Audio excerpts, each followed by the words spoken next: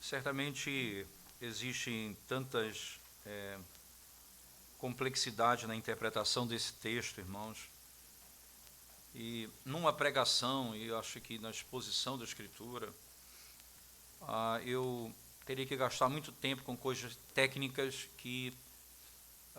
para poder esclarecer melhor o texto, que eu entendo que demandaria um momento melhor na escola dominical para fazermos. E eu pretendo fazer isso no momento oportuno na escola dominical. Obviamente, na exposição, colocarei o pensamento, levantarei os argumentos, mas muitos outros detalhes e questionamentos e questões que se levantam e que precisam ser respondidas, caberiam melhor numa escola dominical. Eu tornaria a pregação literalmente no estudo bíblico e eu não gostaria de fazê-lo. Então, no momento oportuno, eu vou voltar a esse texto para lidar com os detalhes e as discussões e as interpretações muitas que se tem dele, a fim de podermos ter uma melhor compreensão, certo? Mas certamente hoje nós vamos entrar nos assuntos essenciais dele. Romanos 11, 23 a 27 diz assim, 23 diz, eles também, se não permanecerem na incredulidade, serão enxertados, pois Deus é poderoso para os enxertar de novo, pois se foste cortado da que por natureza era oliveira brava, e contra a natureza enxertado em boa oliveira, quanto mais não serão enxertados na sua própria oliveira aqueles que são ramos naturais. Porque não quero, irmãos, que ignoreis que este mistério, para que não sejais presumidos em vós mesmos, que veio endurecimento em parte a Israel, até que haja entrado a plenitude dos gentios, e assim todo Israel será salvo. Como está escrito, virá de Sião o libertador, e ele apartará de Jacó as impiedades. Esta é a minha aliança com eles, quando eu tirar os seus pecados. Amém. Vamos orar mais uma vez ao Senhor, irmãos. Senhor, nós te damos graças, podermos abrir a tua palavra e ouvirmos a tua voz. Nós pedimos ao Senhor que venha desvendar os nossos olhos mais uma vez, ó Deus, para podermos contemplar e compreender a glória do Evangelho do Senhor. Ajuda-nos nas nossas inabilidades, ajuda-nos na nossa incapacidade. Pelo teu Espírito nós pedimos o teu socorro. Em nome de Jesus nós oramos. Amém. Ora, irmãos, toda a questão e toda a problemática desse texto, ela se encontra no que significa no verso 26 do capítulo 11, a seguinte expressão, e assim todo Israel será salvo. A quem, de fato, Paulo se refere? Quem são os judeus ou o Israel que será salvo? É preciso dizer que a grande maioria dos intérpretes da Escritura, os melhores, eu posso até dizer assim, daí eu digo isso com temor no meu coração, mas são os melhores comentaristas que acabam defendendo literalmente essa tese que haverá uma salvação para os judeus como nação específica, num tempo determinado. Isso é muito comum nas interpretações que nós lemos, das linhas teológicas mais variadas, podemos dizer assim. Mas, particularmente, eu também creio e entendo que aqui ele está se referindo aos judeus, mas não entendo, e esse é o grande ponto da nossa análise, que aqui o apóstolo Paulo está defendendo uma salvação em massa de judeus num determinado período da história, mas a salvação dos judeus, como Paulo descreve nesse capítulo, os eleitos que vão ser escolhidos desde o tempo do Antigo Testamento até agora, até a totalidade deles. Não seria necessariamente um princípio escatológico para um dia em que Deus vai converter os judeus na sua totalidade. João Calvino, por exemplo, distinguindo muito dos puritanos e de alguns outros teólogos, ele argumenta que são ele argumenta como a maioria na sequência do texto, só quando ele chega no capítulo 25 e 26, ele diz outra coisa. Ele diz assim, Calvino diz que a totalidade dos judeus, então todo Israel será salvo, para Calvino significa a junção dos gentios e dos judeus, que é a totalidade de Israel. A totalidade de Israel seria a totalidade dos eleitos de Israel e a totalidade dos eleitos dos gentios. Então, Calvino vai numa outra direção nesse caso. Não é? A maioria não segue o pensamento de Calvino nesse particular. Então, é necessário que a gente adentre o texto, até para não ficar, como eu disse, o meu temor é simplesmente tornar esse sermão árido em discussões teológicas de qual é a melhor posição teológica quanto a esse ponto. O meu interesse aqui é tentar entender isso também, mas é um pouco mais abrangente do que isso, do que nós temos aqui, não é, no texto sagrado, certo? Todos nós sabemos da dificuldade desse texto, mas nós não podemos e nos dar o luxo de não tratar dele. Essa é uma das vantagens para a igreja da pregação expositiva, essa é uma desvantagem do pregador. Eu não poderia simplesmente pular esse texto e dar qualquer explicação para a igreja. Eu preciso tratar o texto. E os irmãos têm visto isso em Deuteronômio, como nós temos lidado com temas que não são simples, mas que é a palavra de Deus e precisa ser tratado como a Escritura revela e extrair ali verdades para a vida da igreja, porque essa é a intenção de Deus, sem dúvida alguma. Eu tenho certeza de uma coisa, o texto não tem intenção de defender uma posição teológica, ele tem intenção de trazer esperança para a igreja, certo? O apóstolo Paulo vai dizer isso no capítulo 15 dessa mesma carta aos Romanos. Queria que você abrisse a Escritura comigo. Capítulo 15, verso 4, o apóstolo Paulo diz assim, não é? Pois tudo quanto outrora foi escrito, para nosso ensino foi escrito, a fim de que pela paciência e pela consolação das Escrituras tenhamos esperança. Ora, se nós, ao expormos a Escritura, não temos como objetivo, um dos objetivos fundamentais da revelação, que é dar esperança à igreja, nós perdemos de vista a pregação e o foco da pregação. Não é? Paulo já nos ensina aqui qual deve ser a nossa postura, entender a história bíblica para produzir esperança para a vida da igreja, não simplesmente embate acadêmico teológico. Né? Embate acadêmico teológico. Então nós vamos dividir o texto em duas partes, o verso 23 e 24, e depois o 25 até o verso 27. Não é? Então, no verso 23 e 24, Paulo vai lidar com o seguinte ponto, não é? Todo o povo judeu que crê em Cristo pela fé será trazido para o reino, isto é, será trazido de volta ao reino de Deus. Veja o verso 24, o que ele diz, por favor, irmãos. Pois se fosse cortado daqui, por natureza era oliveira brava, e contra a natureza enxertado em boa oliveira, quanto mais não serão enxertados na sua própria oliveira aqueles que são ramos naturais. Paulo afirma aqui nesses versos, particularmente, veja, ele afirma que os judeus que foram tirados, é interessante, a salvação chegou para os gentios, já não é mais a salvação vindo da estrutura judaica, como era no Antigo Testamento, agora a igreja neotestamentária. Os judeus não creram em Cristo, por isso foram tirados. É essa a tese que foi dita anteriormente. Eles foram tirados pela incredulidade, não porque passou o tempo e agora eles não podem mais permanecer, não, porque não creram em Cristo. Eles tinham toda a verdade, toda a história, Cristo chega e eles não creram no Evangelho, por isso foram rejeitados. Então Paulo está dizendo, ora, se Deus fez com que alguma coisa que era não natural, veja bem, vocês eram uma oliveira brava, vocês eram estranhos, e Deus enxertou vocês, quanto mais aqueles que já eram próprios. Então ele está dizendo, ora, se Deus usou o seu poder extraordinário para que eu e você fôssemos trazidos para dentro da história de Israel e recebêssemos a bênção de Abraão, quanto mais aqueles que são da história de Israel, ele está dizendo. Eles são naturais, eles são da história, eles pertencem ao povo. Né? Então, o argumento de Paulo aqui é simples.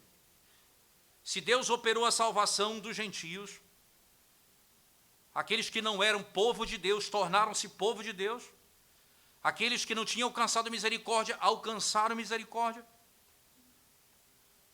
Imagina agora se ele não pode trazer de volta os judeus para o mesmo princípio, para crerem, o judeu para crer no Evangelho. Paulo diz, preste atenção, cristãos gentios, se Deus fez essa coisa maravilhosa convosco, trazendo vocês para dentro da história de Israel, trazendo vocês para dentro do seu reino, você acha que está acima do poder dele trazer o seu povo de volta para o seu reino? Paulo está dizendo. Você acha que é possível? Você acha que ele não tem poder para isso? Todo judeu que creu em Cristo pela fé, verdadeiramente pela fé, serão trazidos para o corpo de Cristo. Verso 23, volte comigo no texto, ele diz, eles também, se não permanecerem na incredulidade, serão enxertados. Eles não vão ser enxertados porque são judeus, se eles não permanecerem na incredulidade. Se eles crerem no Evangelho, eles serão trazidos para dentro do reino de Deus.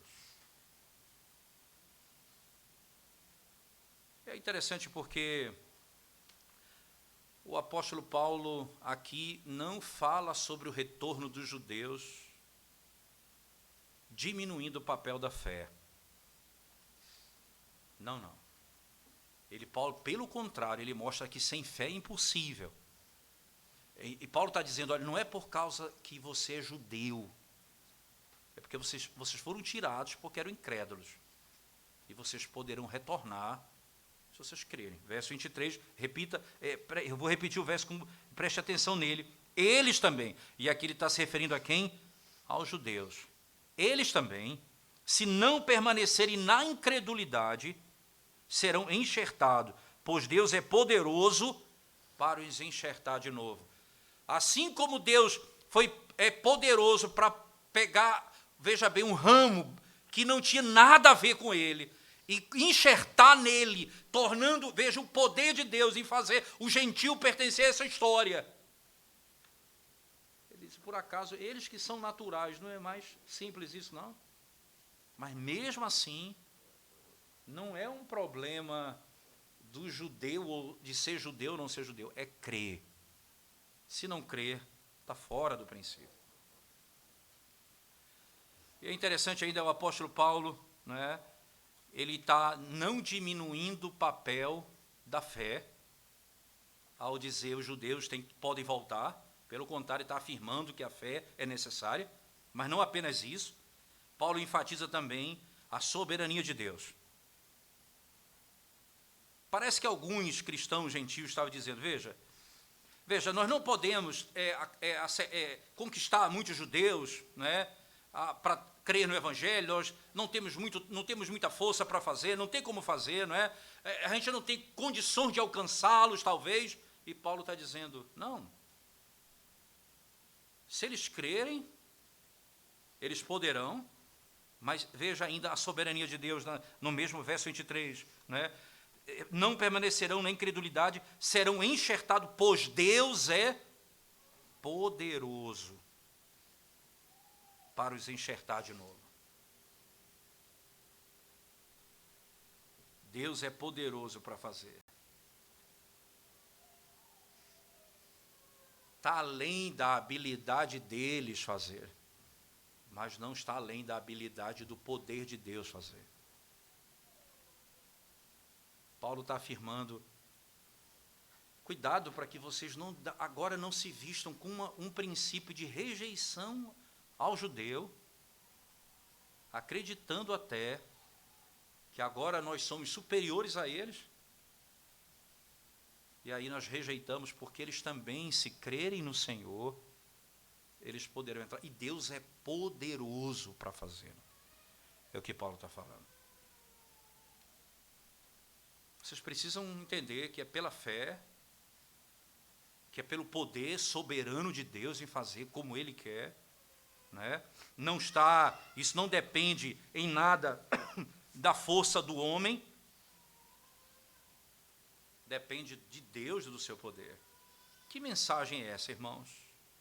Que mensagem poderosa é essa para nós hoje mesmo? Imagina que pode haver aqui no nosso meio poucas pessoas que amem Jesus Cristo, ou até mesmo, algumas pessoas aqui, até alguns irmãos que amem a Cristo, mas que de alguma forma têm parentes e irmãos que não creem no Evangelho. Eles não amam o Senhor Jesus Cristo. Eles não adoram ao Senhor e não confiam nele.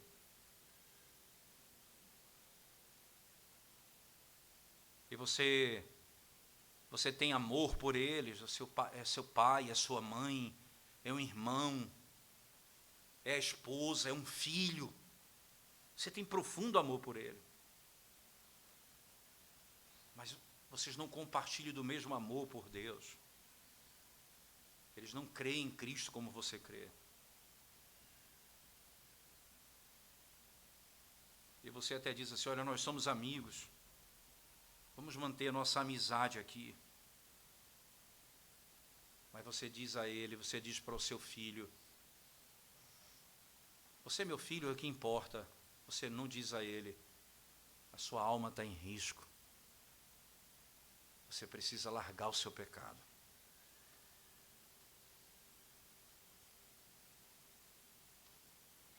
Engraçado, John Stott diz, não fazer isso com o judeu é antissemitismo. Não pregar o evangelho a eles é antissemitismo. Porque pregar o evangelho a eles é trazê-los de volta à raiz do judaísmo bíblico. É a mesma coisa um parente nosso. Você não tem amizade. Eu não posso amar alguém tão profundamente que eu não deseje que ele conheça a Cristo.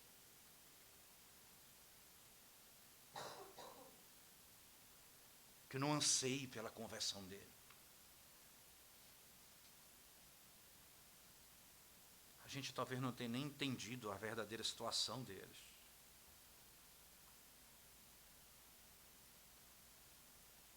E às vezes nós achamos que as pessoas não têm jeito. Paulo está dizendo, é Deus que tem a habilidade e poder para salvar. Ele tem poder para fazê-lo. Depende dele. Tem de confiar nele. Não há ninguém que seja um caso perdido para ele. Não há um.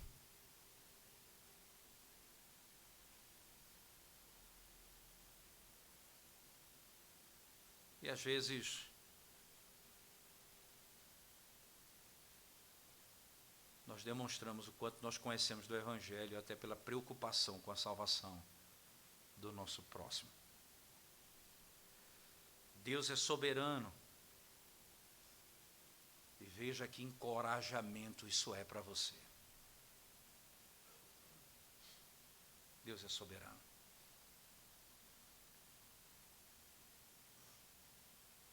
Extraordinário.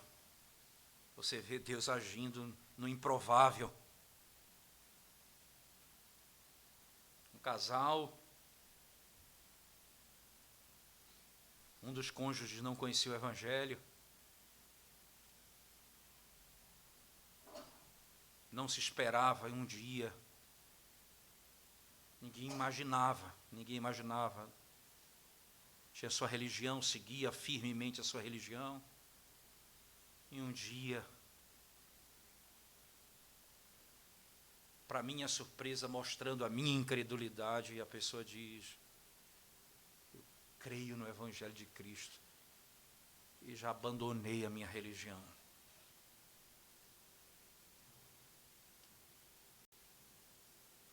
surpresa para a gente, porque nós somos incrédulos, porque não conhecemos o poder de Deus,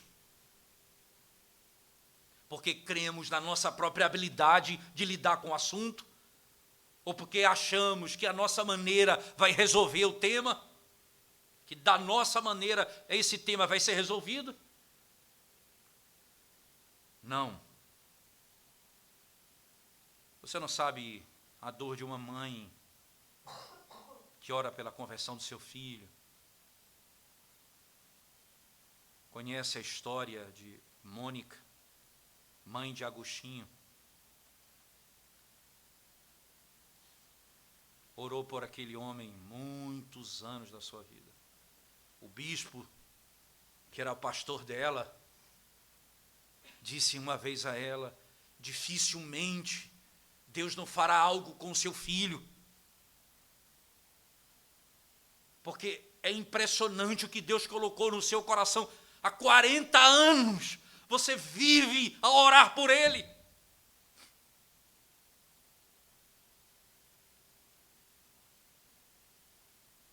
Você espera pela conversão dele.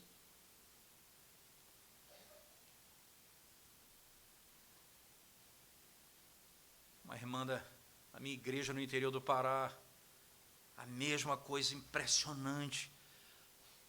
A condição dela, o sofrimento dela com o marido ímpio.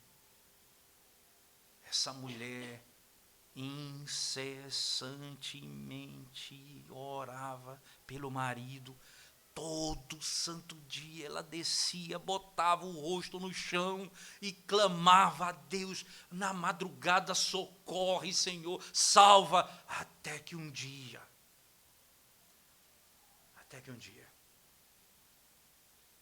Deus arrancou da morte.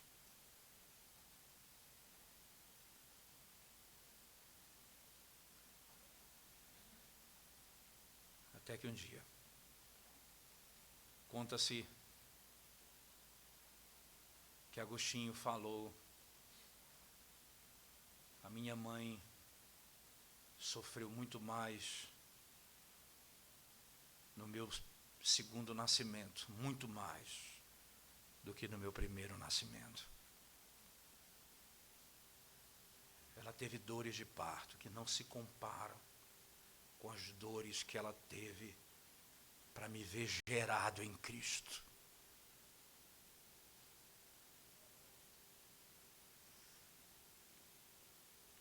Que encorajamento nós temos para orar. Você está orando por alguém, por um filho, por um esposo, por um pai, pela mãe, e você ainda não viu nenhum resultado. E Paulo, lembre-se das palavras dele: Deus é poderoso para salvar. Lembre-se das palavras de Paulo: Deus é poderoso para salvar. Essa é a linguagem de Paulo, essa é a nossa esperança. Nós podemos nos encorajar nisso, irmãos. Paulo não diz: Deus é soberano para salvar, a despeito da fé. Não. Veja que ele fala no verso 13, esse mesmo capítulo, por favor. Ele diz assim: dirijo-me a vós outros que sois gentios, visto que eu sou apóstolo dos gentios, glorifico o meu ministério. No verso 13, mas desculpa, no 23, volte lá comigo, por favor. Eu citei errado, é o 23. Eles também, se não permanecerem na incredulidade.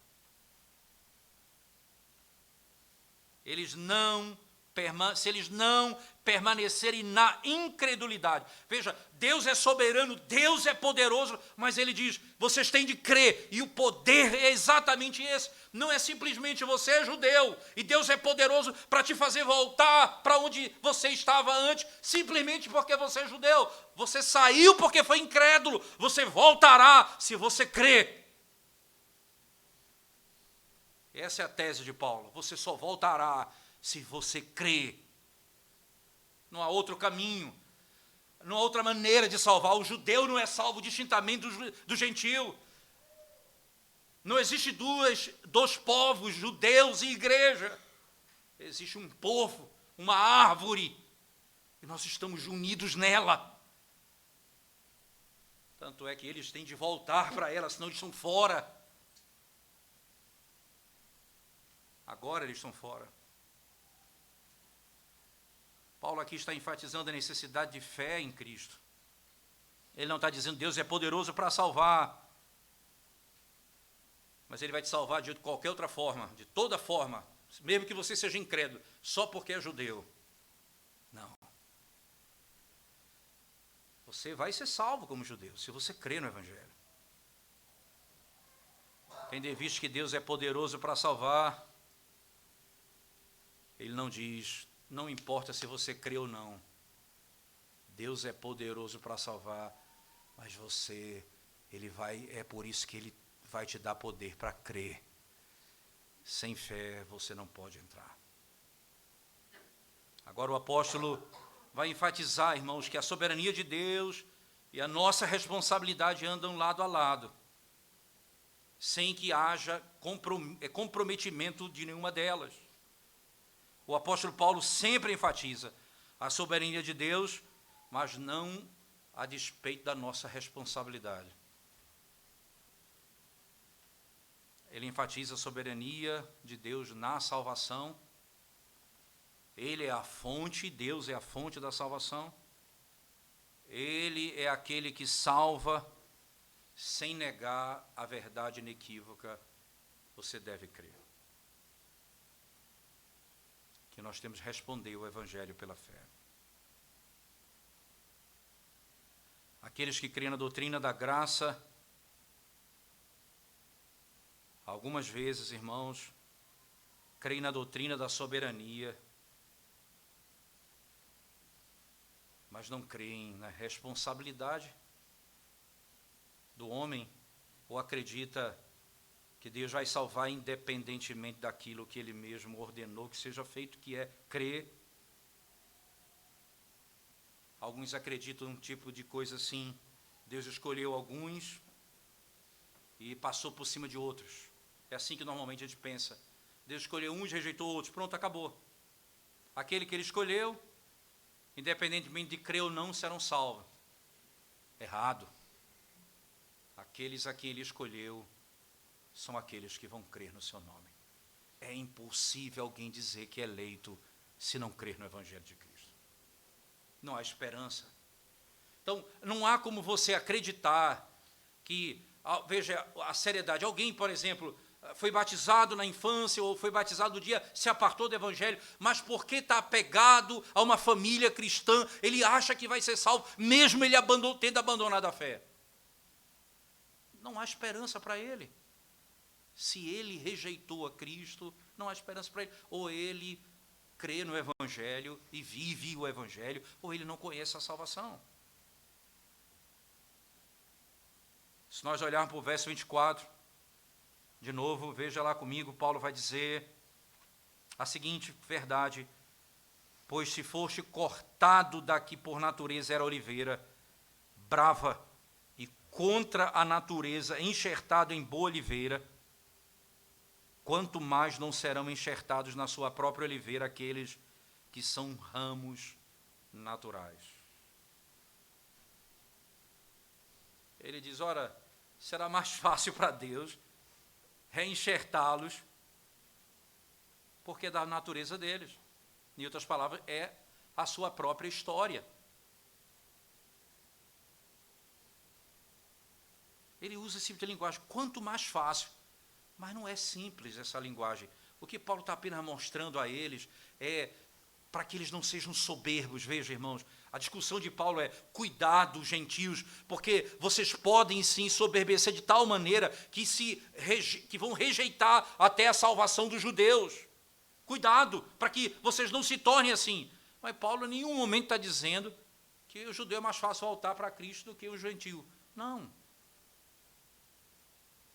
Eles todos precisam crer, eles todos precisam nascer de novo. Não existe aqui uma salvação diminuída para os judeus. O que ele está colocando apenas é usando a figura, já que eles foram cortados daquela oliveira, e ali era natural, foram tirados e enxertados vocês que eram de fora. Ele está dizendo muito mais, eles que são naturais podem voltar. Não é que é mais fácil voltar, Não é que é mais fácil voltar. É que eles são daquela própria história. E Deus pode trazê-los de volta. Assim como Ele foi poderoso para trazê-los, Ele é poderoso para reenxertá-los. Essa é a discussão que Paulo passa a travar aqui. Paulo deixa claro que a igreja é una e uma. Paulo deixa claro, Deus não tem dois povos ou dois planos. Deus não tem dois destinos diferentes, dois caminhos de salvação. Deus tem um povo, um corpo, uma igreja, uma forma de salvação, um destino comum. Não tem dois. A ilustração da oliveira, como foi mostrada no texto, né, revela que Deus não plantou duas árvores.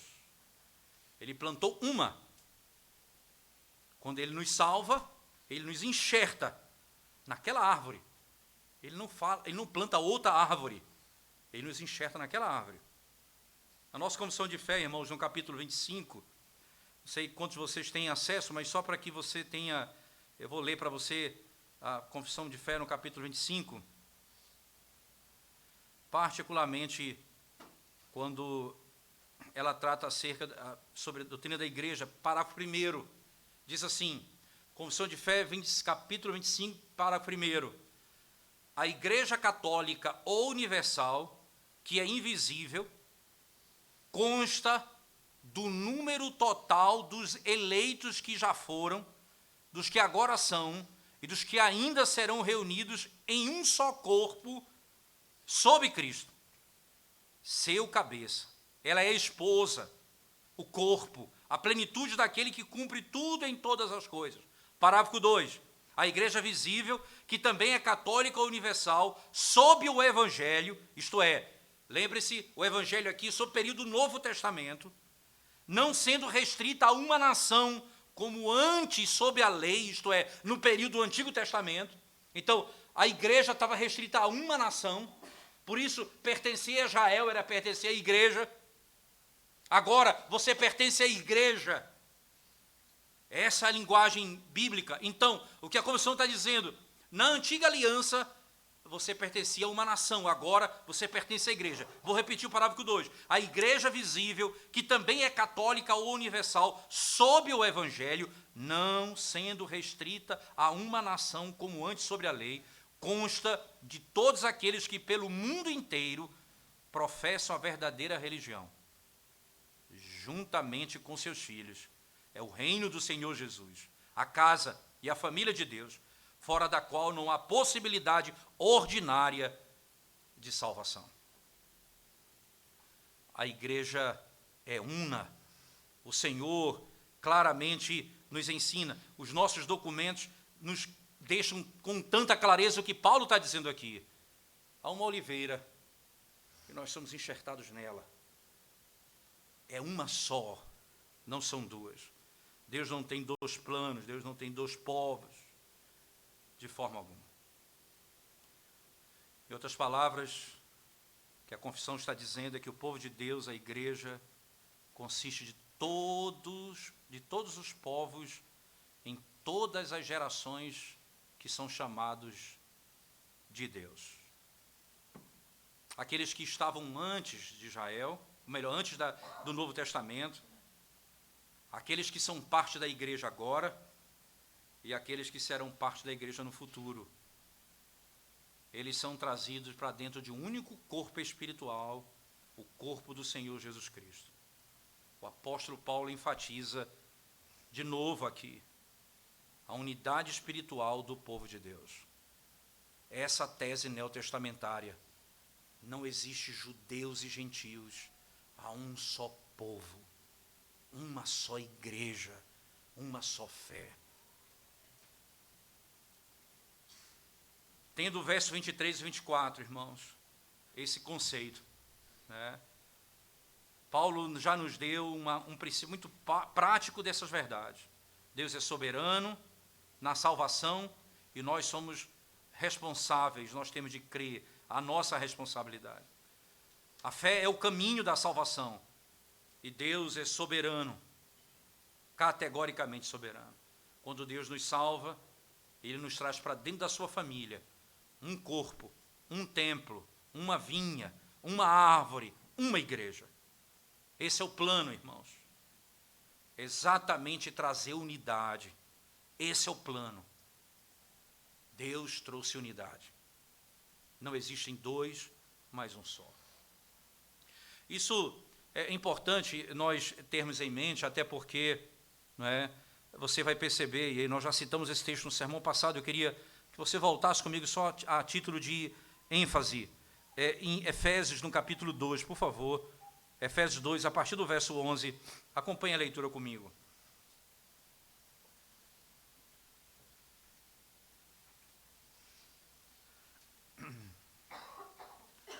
Efésios 2, 11 em diante, diz assim a palavra de Deus.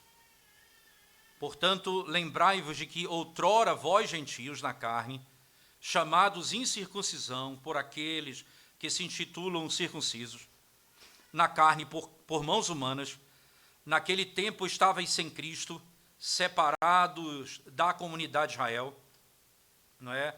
Separados da comunidade de Israel, estranhos às alianças da promessa, não tendo esperança e sem Deus no mundo. Isso aqui está falando dos gentios, como eles eram. Mas agora, em Cristo Jesus, vós quem? Que antes estáveis longe.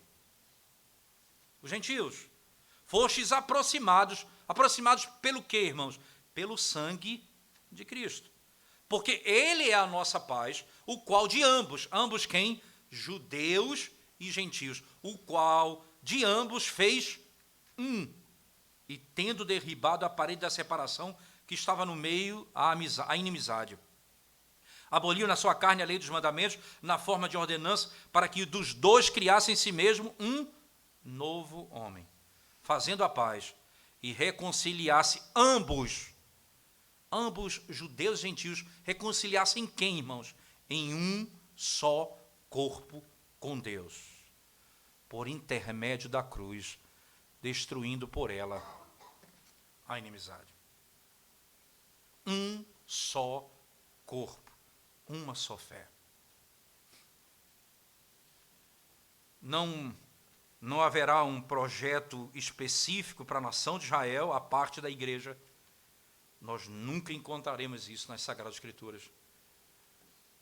E isso não é parte da hermenêutica paulina, em hipótese alguma. Essa é a teologia que a Escritura, com muita clareza, nos ensina. Aí vem os versos seguintes, que são os mais complexos. 25 em diante, Paulo diz assim, ele fala, portanto, porque não quero, irmãos, que ignoreis este mistério, para que não sejais presumidos em vós mesmos, que veio endurecimento em parte a Israel, até que haja entrado a plenitude dos gentios. E assim todo Israel será salvo. Como está escrito, virá de Sião o libertador, e ele apartará de Jacó as impiedades. Esta é a minha aliança com eles. Esta é a minha aliança com eles, quando eu tirar os seus pecados. Porque não quero, irmãos, que ignoreis este mistério, para que não sejais presumidos em vós mesmos. O apóstolo Paulo aqui entra trazendo uma linguagem bem intrigante. Eu não quero, irmãos, que ignoreis este mistério. O mistério, a palavra mistério, toda vez que ela é usada na Escritura Sagrada, não tem exceção praticamente, posso dizer, a palavra mistério está associado ao Evangelho que estava oculto no Antigo Testamento e foi agora revelado no Novo Testamento. Essa é toda vez que a palavra mistério. Então, quando alguém disser assim, eu tenho um mistério para lhe falar, ele vai, com certeza, vai pregar o Evangelho de Cristo para você. Porque se ele falar outra coisa, não receba. Não receba. Porque esse não é o mistério que Deus ordenou para você. O mistério que ele ordenou foi a revelação do Evangelho. Um exemplo prático disso está na própria carta do apóstolo Paulo aos Romanos, por favor, no capítulo 1. Abra sua Bíblia comigo, por favor.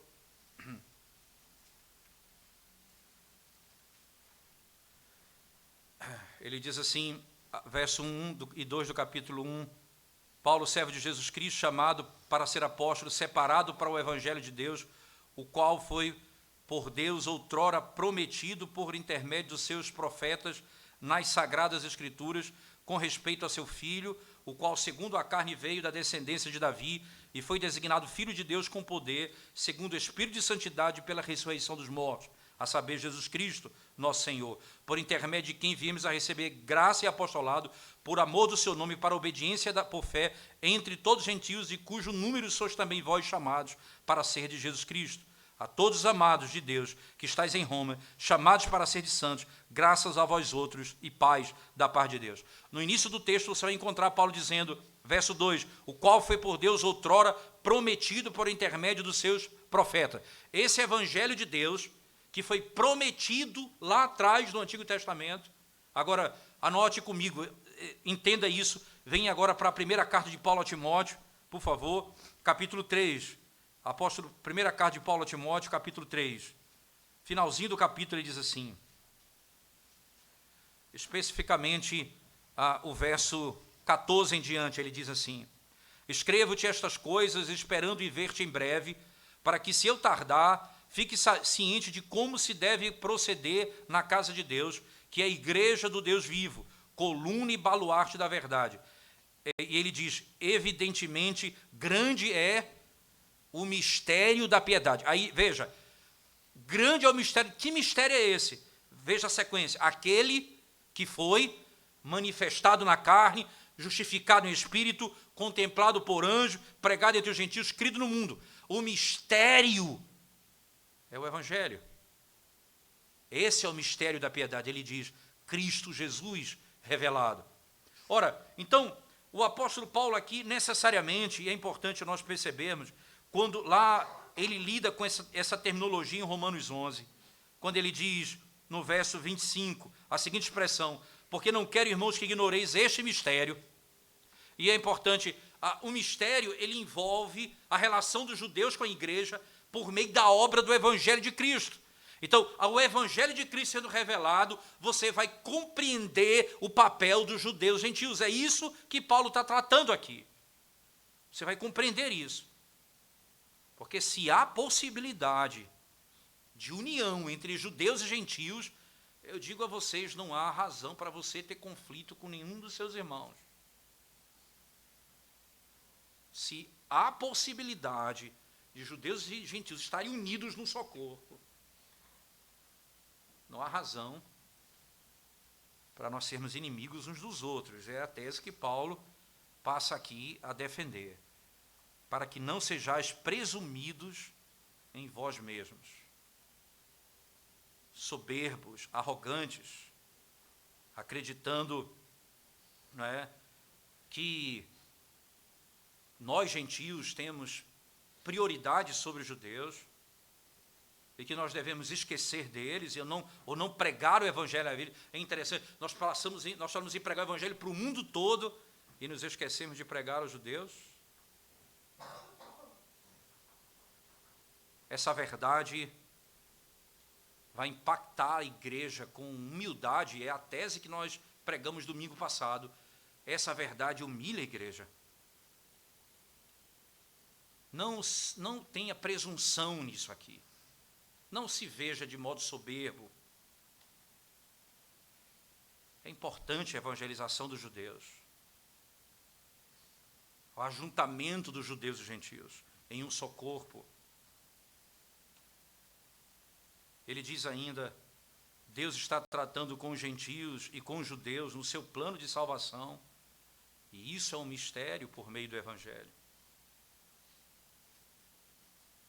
Quando ele fala mistério aqui, mais uma vez, não pensa em Agatha Christie ou qualquer tipo de seriado que você assista que causa atenção. Já falamos, é o mistério do evangelho, que revela a solução desse maior problema entre judeus e gentios. Paulo também está dizendo aqui, irmãos, que esse mistério, quando é conhecido, nós passamos a compreender a igreja de Cristo e como os membros da igreja passam a pertencer a esse corpo. As verdades secretas que foram reveladas mostram que não existem. Deus não tem dois povos. Deus não tem duas igrejas. Deus não tem um plano para Israel aqui na terra e um plano para a igreja nos céus. Deus tem um plano, Deus tem um povo, Deus tem uma igreja. E é exatamente isso que Paulo está dizendo, que esse mistério vai revelar. Um mistério que é aberto, que é algo que é declaradamente visível,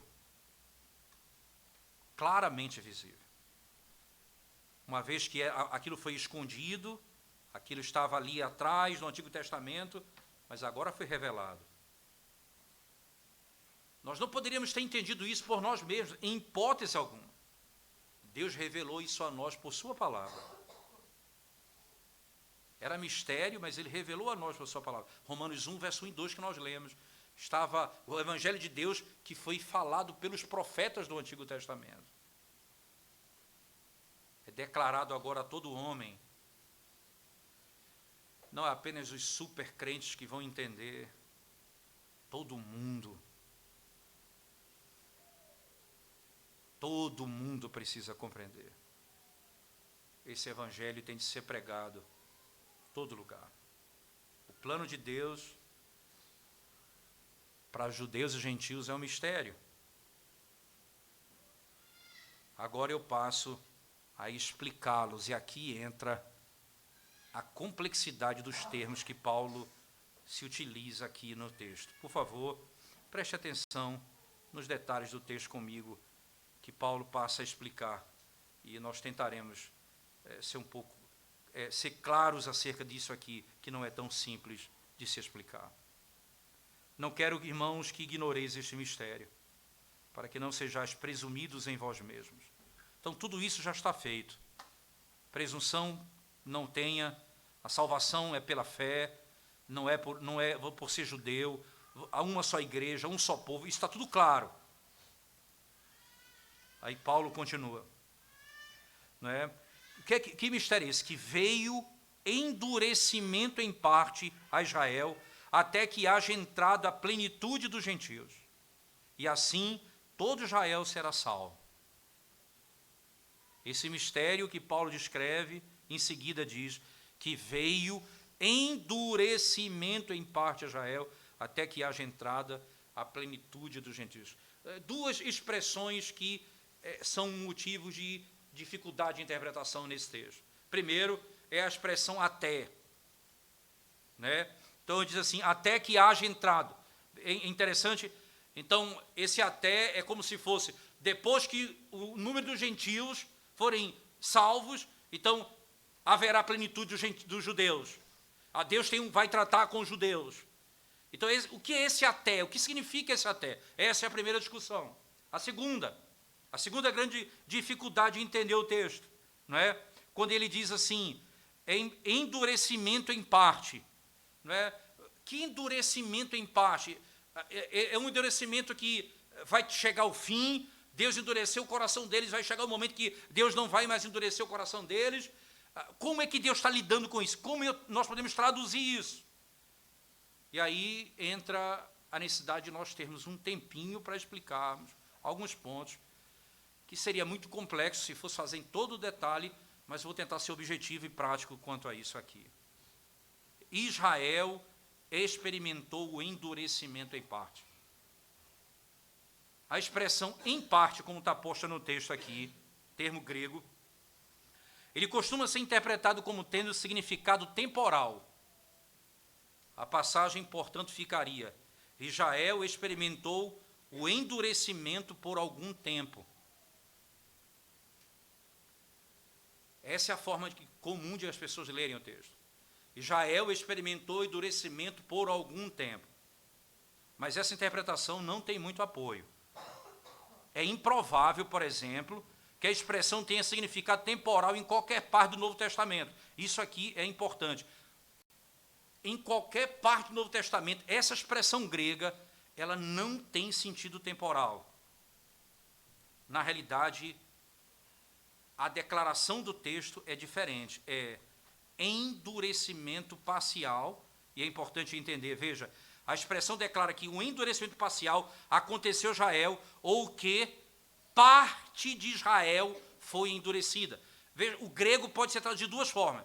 Há o endurecimento parcial de Israel, ou parte de Israel foi endurecido.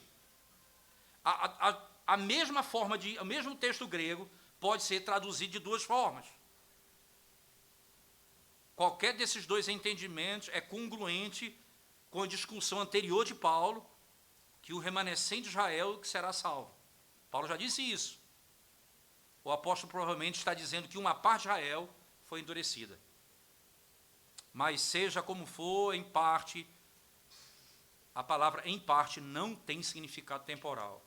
Essa expressão não fornece base exegética para a ideia de que Deus pretende iniciar a atividade de salvação especial em Israel em algum momento no futuro, porque é aqui que mora o problema. Veja, se endurecimento em parte, então haverá um dia que Deus vai tirar esse endurecimento e vai salvar Israel. É essa a expectativa que se tem com essa tradução. Mas se a tradução fosse parte de Israel foi endurecido, não endurecido em parte, mas parte dele foi endurecida. Essa é a tese que Paulo vem discutindo até aqui, né? Nós entenderíamos melhor. Deixe um pouco mais adiante. Experimentou endurecimento em parte, até que chegou ou chegue à plenitude dos gentios, verso 25. Interessante aqui a palavra até, que é o grande ponto, agora é o outro ponto, que é exatamente o que eu disse, a palavra até, implica que o endurecimento de Israel acabará depois que a plenitude dos gentios esteja concluída. Só lê o texto comigo de novo e veja como essa é a interpretação básica e primeira que você tem do texto. Diz assim: porque não quero, irmãos, que ignoreis este mistério, para que não sejais presumidos em vós mesmos, que veio endurecimento em parte a Israel, até que haja a plenitude, até que haja entrada a plenitude dos gentios. Então, quando chegar a plenitude dos gentios, termina o endurecimento de Israel. Essa é a leitura primária e imediata que você tem do texto como está escrito aqui. O problema, irmãos, é que o significado de até em Romanos 11, 25, e aí o pensamento do Palmer Robertson, ele diz, é erroneamente avaliado para a maioria das traduções. Na verdade, o termo sozinho não pode definir a questão de um futuro para Israel. Para confirmar esse entendimento, devemos considerar a natureza do endurecimento primeiro. Paulo, antes nesse capítulo, usa a terminologia de endurecimento. Ele fala disso anteriormente. Ele afirma que os eleitos em Israel obtiveram a salvação, mas que os outros foram endurecidos. Veja o verso 7 do capítulo 11. Por favor, volte comigo para você ver ele falar desse tema mais uma vez. Ele fala, ora, que diremos, pois, que Israel busca, e isso não conseguiu, mas a eleição o alcançou. Os mais foram endurecidos. Veja, a eleição alcançou alguns, mas os outros foram endurecidos. Entenda, a eleição, como é que vai ter alguém dos endurecidos que vão ser eleitos? Se Paulo contrasta aqui, foram eleitos alguns e os outros foram endurecidos. O que está sendo proposto naquela tradução é que haverá um endurecimento e que esse endurecimento vai terminar. Mas se Paulo está contrastando aqui eleição com endurecimento, não me parece que endurecimento é uma forma de se entender, essa é a melhor forma de se entender endurecimento no texto. Deixa eu continuar o argumento ainda, por favor. Modificando a frase, irmãos, da situação do Antigo Testamento, né? O apóstolo ressalta a soberania divina, preste atenção nisso, né? Ele assevera o seguinte princípio, né? Que, primeiro, o apóstolo ressalta a soberania divina nesse endurecimento. Paulo, em vez de manter a forma negativa, que está em Deuteronômio 29:4, Paulo transforma a sentença numa afirmativa. Deus lhes deu um espírito de atordoamento, olhos para não ver e ouvidos para não ouvir. Nós lemos o verso 7 de Romanos 11, né? Veja o verso 8, por favor. Leia o 7 e 8 comigo. Veja o 7 de novo. Que diremos, pois? O que Israel busca, isso não conseguiu, mas a eleição o alcançou, e os mais foram endurecidos. Como está escrito, Deus lhes deu espírito de entorpecimento, olhos para não ver e ouvidos para não ouvir, até o dia de hoje. Até hoje. Até o dia de hoje. Ora, é interessante ainda, nós percebemos o que Paulo está dizendo quando ele cita aqui Deuteronômio. Deus lhes deu um espírito de atordoamento, entorpecimento. Olhos para não ver e ouvidos para não ouvir. Endurecimento nesse versículo, em Romanos 11, está claramente ligado à soberania de Deus de eleger alguns em Israel. Aqueles que não são escolhidos são endurecidos por Deus. Me parece claro o texto que nós lemos, verso 7 e 8. Os que são eleitos não são endurecidos, os que são endurecidos não são eleitos. João 12, verso 40, diz assim, 39 e 40, João diz assim, por essa razão eles não podiam crer, porque como disse Isaías no outro lugar, cegou os seus olhos e endureceu-lhes o coração. João 12, 39 e 40. Por essa razão eles não podiam crer. Eles não podiam crer. Outras passagens do Novo Testamento, irmãos, usando a terminologia do endurecimento, podem referir-se tanto aos homens que endurecem seus corações no pecado, como a Deus que endurece seus corações. Nós já vimos isso no caso de Faraó. Dureza de coração é pecado. Quando Deus endurece o coração do homem, é juízo de Deus sobre o pecado. Em Êxodo, a situação é semelhante. Para endurecimento do coração de Faraó, que atribuído às vezes a Deus e às vezes ao próprio Faraó. A dureza de coração dele levou ele à plena destruição. De acordo com Romanos 11, então, o endurecimento que acontece em parte com Israel está totalmente de acordo com aquilo que é realizado no princípio da eleição e da reprovação. Aqueles a quem Deus elege, aqueles a quem Deus não elege. Aqueles a quem Ele elege, Ele quebra o coração. Aqueles a quem Ele não elege, endurece o coração. Endurece o coração. O endurecimento refere-se não apenas à condição do coração dos israelitas, mas ao próprio ministério da eleição. Na sabedoria de sua graça, de todo o povo que morreu pelo pecado, elegeu alguns para a vida eterna, enquanto o restante foi endurecido. Foi endurecido. O endurecimento sempre foi parte da obra da salvação. É aconselhável parar antes de afirmar precisamente o seguinte: esse endurecimento vai cessar. É isso que essa teoria defende. É um endurecimento que vai parar um dia. Quando você entende que eleição é o oposto de endurecimento, então alguém que não foi eleito vai ser salvo? Como pode isso? O endurecimento que acontece com parte de Israel está totalmente de acordo com a realização desse princípio histórico da eleição e da reprovação. Não há como fugir desse princípio, certo? Esse é o ponto fundamental. O endurecimento cessará em Israel, seria essa a teoria daqueles que defendem uma tradução como está posta aqui no verso 25 do capítulo 11. Preste atenção nisso, por favor. 11, verso 25, ele diz assim: porque não quero, irmãos, que ignoreis este mistério, para que não sejais presumidos em vós mesmos, que veio endurecimento em parte a Israel, até que haja entrado a plenitude dos gentios. Aí, quando eu traduzo isso, porque, veja, esse endurecimento a Israel, até que, aí esse até, diz, porque quando você traduz o até, aí entra toda a problemática que você possa imaginar no assunto. Quais são os problemas aqui postos, irmãos? Nem sempre o até significa um fim dessa forma. Deixa eu tentar estabelecer. Veja, é possível o até como sendo processo, não um fim.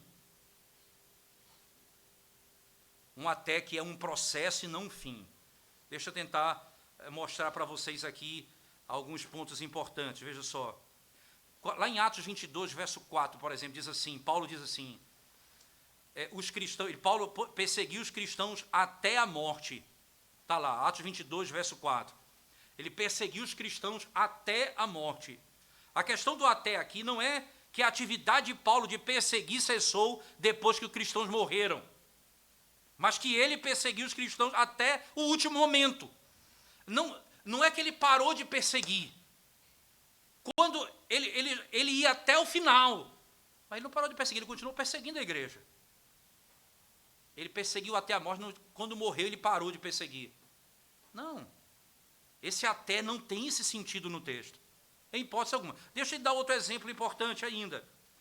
Hebreus capítulo 4, verso 12. Veja, ele declara o seguinte, que a espada do Espírito penetra até dividir a alma e espírito. Dá lá o texto grego. Ela penetra até dividir alma e espírito. Hebreus 4,14, 4,12. Novamente, o significado de até não é que a penetração da palavra cessa e a outra condição prevalece a partir desse momento. Não é que quando ela divide, ela termina. Até isso. Não é. Quando você pensa até isso, então quando ela penetrou, dividiu, acabou o papel dela. Esse até aí não é um fim em si mesmo. Não termina o processo. Não é? Só você entender que a discussão ela é complexa por causa do entendimento do endurecimento e dessa partícula até. É aqui onde mora todo o debate. John Murray, que é talvez o melhor defensor de outra posição, ele parte desse até e diz aqui significa, né, até esse fim. Então haverá um tempo, quando chegar nisso, acabou. Aí virá a plenitude, haverá a totalidade dos judeus. Esse é o ponto, porque se esse até significa isso, nós estamos de fato com dificuldade, porque não é esse o entendimento do termo. Ainda, por favor, lá, por exemplo, em primeira carta de Paulo aos Coríntios, capítulo 11, verso 26, a comunidade cristã é orientada a anunciar a morte do Senhor até que ele chegue. Você lembra lá do princípio da ceia do Senhor, até que ele volte. Entenda isso, a questão não é que chegará um dia em que a ceia do Senhor não será mais celebrada, mas que ela será celebrada até o fim. Não significa dizer que depois já acabou, porque nós temos uma promessa que nós vamos cear com Ele na eternidade. Como é isso? O até não é o fim em si mesmo, certo? E aí você tem, não é? Em Mateus 24, 38, muitos deixam, mas vou citar mais um. Mateus 24, 38 diz, o povo dos tempos de Noé comeu e bebeu até Noé entrar na arca. O ponto dessa afirmação não é que chegou um dia que o povo não comeu e bebeu mais, depois que ele entrou na arca. É porque chegou o fim. Até que chegue o fim. Você imagina Paulo dizendo, Cristo vai reinar até que todos os seus inimigos sejam colocados debaixo de seus pés. Se eu entendesse até, como está sendo dito aqui, quando ele colocar os inimigos, ele deixa de reinar. Você imagina a implicação de uma interpretação assim? Não seria congruente, não é?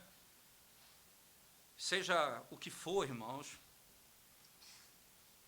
endurecimento até não indica em si mesmo um período subsequente ao endurecimento parcial. A expressão é comumente interpretada como terminus ad quem, pelo menos endurecimento até, isto é, em si, não denota se Deus tratará no futuro de Israel étnico de uma forma nova e distinta. Não quer dizer nada disso. Que Deus tem um tratamento para Israel distinto disso. A atenção agora se volta para o escrito de verso 26 do capítulo 11. E o que é que diz o verso 26 do capítulo 11? E assim todo Israel será salvo. E assim todo Israel será salvo. A partir daqui, nós temos a problemática estabelecida. Quem é todo Israel? Todo Israel será salvo. importante, né? A palavra, você imagina que Israel aqui é um sentido étnico, porque é assim que está sendo usado todo o texto, Israel aqui como sentido étnico. É verdade que no capítulo 9, verso 6, Paulo diz, nem todo que nasce Israel é israelita, ele disse isso já anteriormente. Mas o termo Israel é usado para a nação de Israel aqui no texto. É coisa que Calvino, por exemplo, vai discordar. Não é? Calvino vai dizer que ele está se referindo, não é, a todo Israel, aos gentios e judeus conjugados. Não é? Mas, vamos lá, o argumento é, vamos dizer que trata de Israel, uma nação. Todo Israel vai ser salvo. É o que o texto está dizendo. Então, nós devemos eliminar qualquer interpretação incorreta desse versículo. Então, todo Israel será salvo. Imagina, alguém interpreta dizendo o seguinte, como se possuísse significado basicamente temporal. O endurecimento acontece à parte de Israel, até que a plenitude dos gentios tenha chegado. Mas então, depois disso, todo Israel será salvo. É assim que os teólogos vão pegar. Os mais dispensacionalistas eles vão interpretar isso dessa forma. Há um plano para a nação de Israel com base nesse verso. Não é? Ora, irmãos, o endurecimento presente contrasta fortemente com uma salvação futura. Se Paulo, no capítulo 11, diz, ele separa eleição de endurecimento, você não pode agora casá-las, endurecimento com salvação. A expressão simplesmente não significa e então, é o que o texto normalmente se traduz, e então, veja o verso 26, né? E assim, e então todo Israel, é assim que normalmente se traduz essa expressão. Mas o texto está dizendo dessa maneira, todo Israel será salvo. Dessa maneira. Como, irmãos? A eleição dos que vão ser de fato salvos e o endurecimento dos que não são. E assim, todo Israel será salvo. Isso foi no passado. Paulo disse no capítulo 11. Deus preservou um número pela eleição da graça. Lá em Elias, ele diz isso. Foi assim, veja, ele é pela eleição. Ele endureceu um grupo e elegeu uns. Ele diz, e aí vem agora no Novo Testamento, Paulo aí volta a falar para eles, olha, eles creram e foram colocados para fora, eles foram incrédulos e foram expulsos, os que creram entraram. Esses foram endurecidos, os que creem voltarão. Aí vê que coisa, esse é o modelo. E assim, todo Israel será salvo. Quando eu digo, e então, aí eu estou dizendo, essa é a conclusão, juntou os dois, e então, ele está falando de um modelo, esse é o modo. A salvação é assim, os eleitos são salvos, os que são endurecidos são réprobos. Haverá os eleitos de Israel, como haverá o eleito em qualquer canto da terra. Esse é o modo de Deus salvar. Endurece os que não são e salva os seus que são eleitos. Esse é o modelo de Deus. E o mais interessante é que ele vai citar o texto claro de Isaías 59, que é a final do texto. E assim todo Israel será salvo, como está escrito. Virá de Sião um libertador, e ele apartará de Jacó as impiedades. Esta é a minha aliança com eles, quando eu tirar os seus pecados. É isso que o Senhor está dizendo. Quando ele vier, ele vai perdoar o pecado do seu povo. Quando ele vier, quando, irmãos? Ele está falando da primeira vinda dele. Quando Cristo vier, redimir o povo. Quando ele vem, ele vai tirar a impiedade do seu povo. É isso que Isaías 59 está tratando. A promessa do Redentor, que veio redimir o seu povo. Israel, então, será salvo. Dessa forma, como sempre foi, não distintamente. Porque se for diferente, irmãos, como será que essa nação vai fazer? Haverá uma nova transformação? Haverá um benefício maior para a igreja? Como que Paulo diz isso? Como é que o benefício é simples, fundamental. A igreja do Senhor, em toda a terra, ela deve proclamar o Evangelho de Cristo, não apenas para as nações estrangeiras, mas também para os judeus. Esse é o ponto em questão. Porque Deus prometeu salvar os eleitos de Israel. E nós não podemos pensar em salvar os povos dos mais distantes, sem pensar na salvação dos judeus, porque Deus tem os seus eleitos ali, como sempre teve em todo o tempo. Desta maneira, todo Israel será salvo. Desta maneira. É importante pensarmos dessa maneira à luz do texto sagrado, porque o que a Escritura nos enche de esperança, irmãos, é que Deus não permitirá que os seus eleitos sejam endurecidos para a condenação. Mas o endurecimento de coração pode ser, sem dúvida alguma,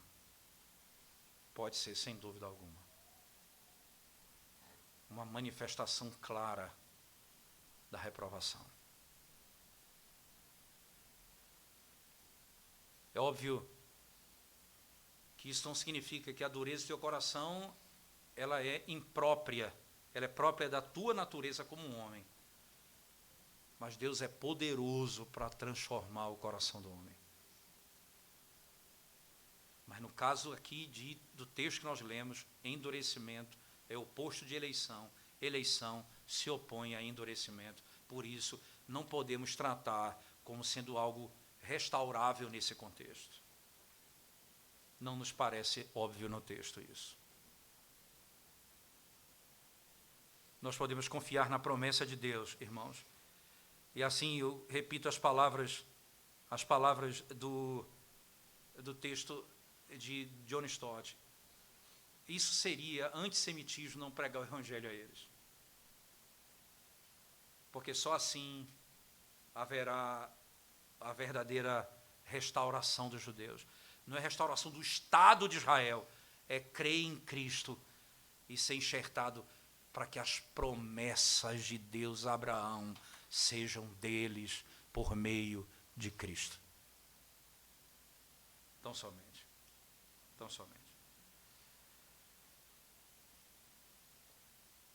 Nós temos muitas dificuldades com esse texto. E aqui eu falo isso sem pretensão e com humildade mesmo, respeitando as diversas posições teológicas que se levantam. Mas nós temos algumas implicações objetivas quanto a isso. Primeiro, a soberania de Deus para salvar e o seu poder para redimir. Segundo, que Deus não é soberano a despeito da fé. Ele é soberano e ele ordena que aqueles que são seus creiam. É assim que o coração do homem é quebrado. Terceiro, que Deus é soberano e ele tem os seus eleitos entre os judeus e gentios. Mas ele não tem dois povos, ele não tem duas igrejas, ele tem um povo, uma igreja.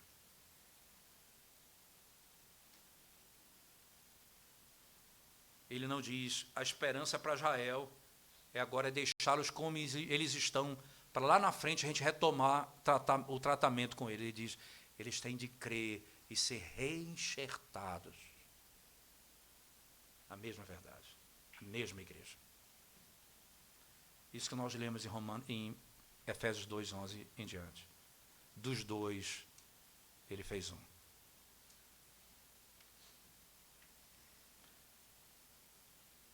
Não é à toa, irmãos, que para que esse tema ficasse claro na mente dos apóstolos, Pedro teve que ter visões.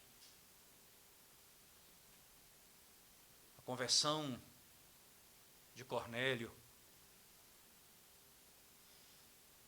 o que aconteceu em Atos 15, quando Pedro foi lá testemunhar dizendo: eu vi o que Deus fez com os gentios, com os gentios. Ele como judeu dizendo: Deus também purificou esse povo, há uma só igreja.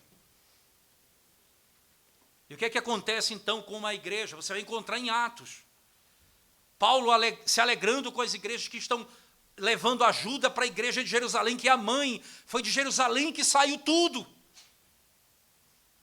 Recebereis poder ao descer sobre vós o Espírito Santo, e sereis minhas testemunhas, Jerusalém, Judeia, Samaria, até os confins da terra.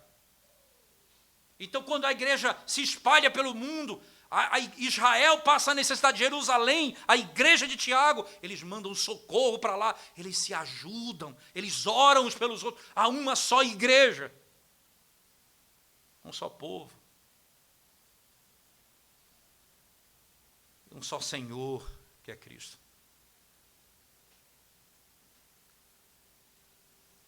Não há espaço para divisão no meio da igreja. Se judeus e gentios foram unidos em Cristo, se a barreira da inimizade foi quebrada, só há espaço para divisão se Cristo não for o cabeça da igreja.